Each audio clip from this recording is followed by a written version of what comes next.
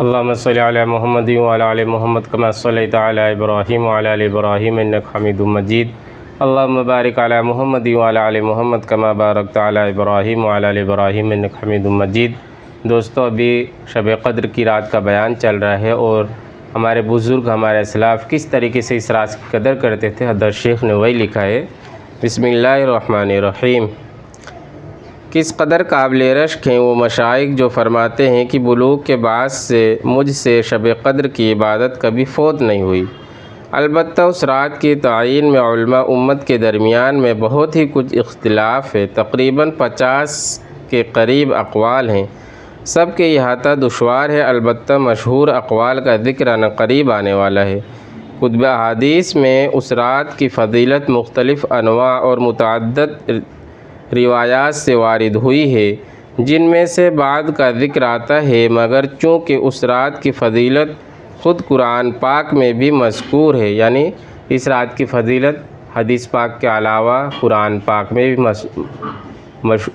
ہے، اور پوری صورت ہے، سورۃ القدری ہے، سورۃ القدر جو پوری صورت ہے اس میں اسی رات کا ذکر ہے، اور مستقل ایک صورت اس کے بارے میں نازل ہوئی ہے۔ اس لیے مناسب ہے کہ اول اس صورت شریف کی تفسیر لکھ دی جائے۔ ترجمہ: حضرت اقدس حکیم الامت حضرت مولانا اشرف علی صاحب تھانوی نور اللہ مرقدہ کی تفسیر بیان القرآن سے ماخوذ ہے اور فوائد دوسرے کتب سے۔ بسم اللہ الرحمن الرحیم۔ اِنَّا أَنزَلْنَاهُ فِي لَيْلَةِ الْقَدْرِ، بے شک ہم نے قرآن پاک کو شب قدر میں اتارا ہے۔ فائدہ: یعنی قرآن پاک کو لوح محفوظ سے آسمانی دنیا پر اسی رات میں اتارا ہے۔ یہی ایک بات اس رات کی فضیلت کے لیے کافی تھی کہ قرآن جیسی عظمت والی چیز اس میں نازل ہوئی، چہ جائے کہ اس میں اور بھی بہت سی برکات و فضائل شامل ہوئے۔ آگے زیادتی شوق کے لیے ارشاد فرماتے ہیں: وَمَا أَدْرَاكَ مَا لَيْلَةُ الْقَدْرِ، آپ کو کچھ معلوم بھی ہے کہ شب قدر کیسی بڑی چیز ہے، یعنی اس رات کی بڑائی اور فضیلت کا آپ کو علم بھی ہے کہ کتنی خوبیاں اور کس قدر فضائل اس میں ہیں۔ اس کے بعد چند فضائل کا ذکر فرماتے ہیں: لَيْلَةُ الْقَدْرِ خَيْرٌ مِّنْ أَلْفِ شَهْرٍ، شب قدر 1000 مہینوں سے بہتر ہے، یعنی 1000 مہینے تک عبادت کرنے کا جس قدر ثواب ہے، اس سے زیادہ شب قدر میں عبادت کرنے کا ثواب ہے، اور اس سے زیادتی کا علم بھی نہیں کہ کتنی زیادہ ہے۔ تنزل الملائکہ، اس رات میں فرشتے اترتے ہیں۔ علامہ رازی رحمۃ اللہ علیہ لکھتے ہیں کہ ملائکہ نے جب ابتدا میں تجھے دیکھا تھا تو تجھ سے نفرت ظاہر کی تھی، اور بارگاہ عالی میں عرض کیا تھا کہ ایسے چیز کو آپ پیدا فرماتے ہیں جو دنیا میں فساد کرے اور خون بہاوے۔ اس کے بعد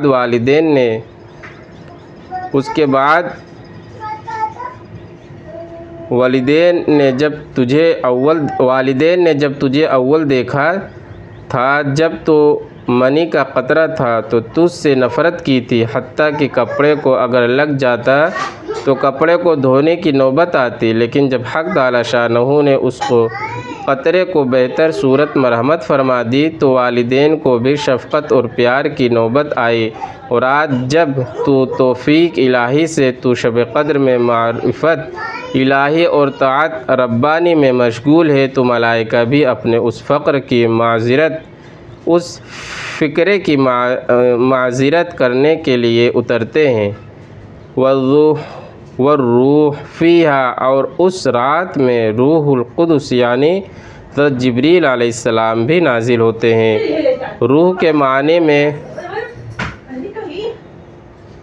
معنی میں مفسرین کے چند قول ہے۔ جمہور کا یہی قول ہے جو اوپر لکھا گیا کہ اس سے حضرت جبریل علیہ السلام مراد ہے۔ علامہ رازی رحمۃ اللہ علیہ نے لکھا ہے کہ یہی قول زیادہ صحیح ہے، اور حضرت جبریل علیہ السلام کی افضلیت کی وجہ سے ملائکہ کے ذکر کے بعد خاص طور سے ان کا ذکر فرمایا۔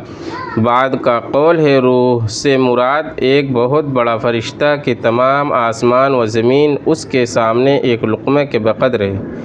بعضوں کا قول ہے کہ اس سے مراد فرشتوں کی ایک مخصوص جماعت ہے جو اور فرشتوں کو بھی صرف لیلۃ القدر ہی میں نظر آتے ہیں۔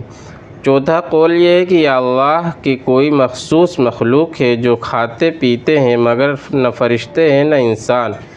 پانچویں یہ کہ حضرت عیسیٰ علیہ السلام مراد ہے جو امت محمدیہ کے کارنامے دیکھنے کے لیے ملائکہ کے ساتھ اترتے ہیں۔ چھٹا قول یہ ہے کہ یہ اللہ تعالیٰ کی خاص رحمت ہے، یعنی اس رات میں ملائکہ نازل ہوتے ہیں اور ان کے بعد میری رحمت خاص نازل ہوتی ہے۔ ان کے علاوہ اور بھی چند اقوال ہیں مگر مشہور قول پہلا ہی سنن بہقی میں حضرت انس رضی اللہ عنہ کے واسطے سے نبی کریم صلی اللہ علیہ وسلم کا ارشاد منقول ہے کہ شب قدر میں حضرت جبریل علیہ السلام فرشتوں کے ایک گروہ کے ساتھ اترتے ہیں اور جس شخص کو ذکر وغیرہ میں مشغول دیکھتے ہیں اس کے لیے رحمت کی دعا کرتے ہیں۔ بِإِذْنِ رَبِّهِم مِّن كُلِّ أَمْرٍ، اپنے پروردگار کے حکم سے ہر امر خیر کو لے کر زمین کی طرف اترتے ہیں۔ مظاہر حق میں ہے کہ اسی رات میں ملائکہ کی پیدائش ہوئی اور اسی رات میں آدم علیہ السلام کا مادہ جمع ہونا شروع ہوا۔ اسی رات میں جنت میں درخت لگائے گئے اور دعا وغیرہ کا قبول ہونا بکثرت روایات میں وارد ہے۔ در منصور کی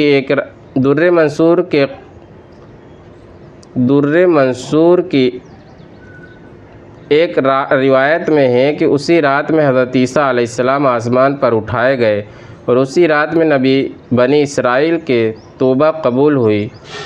سلام، وہ رات سراپا سلام ہے، یعنی تمام رات ملائکہ کی طرف سے مومنین پر سلام ہوتا رہتا ہے کہ ایک فوج آتی ہے دوسری جاتی ہے، جیسا کہ بعض روایات میں اس کی تصریح ہے، یا یہ مراد ہے کہ یہ رات سراپا سلامتی ہے، شرور فساد وغیرہ سے امن ہے۔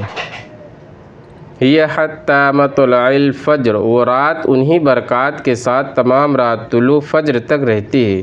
یہ نہیں کہ رات کے کسی خاص حصے میں یہ برکت ہو اور کسی میں نہ ہو، بلکہ صبح ہونے تک ان برکات کا ظہور رہتا ہے۔ اس سورہ شریف کے ذکر کے بعد خود اللہ جل جلالہ کے کلام پاک میں اس رات کی کئی نوع کی فضیلت ارشاد فرمائی گئی ہے۔ احادیث کے ذکر کی ضرورت نہیں رہتی، لیکن احادیث میں بھی اس کی فضیلت بکثرت وارد ہوئی ہے، ان میں سے چند احادیث ذکر کر دی جاتی ہیں۔ اللہ پاک اس رات کی اہمیت ہم سب کو سمجھنے کی توفیق عطا فرمائے۔